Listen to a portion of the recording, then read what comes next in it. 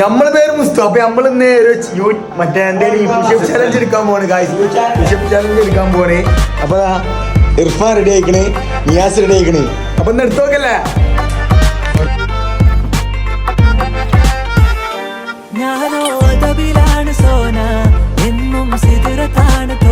Shirt pushup ഒരേ തയ്യാറെടുപ്പാണ്. 2 3 4 5 1 2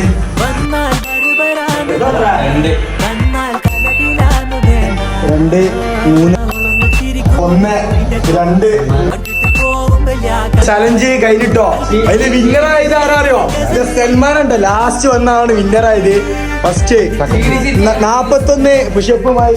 second ഇതാ Niyas 38, third 31, fourth Mustafa, fifth വേറെ 5 എണ്ണം.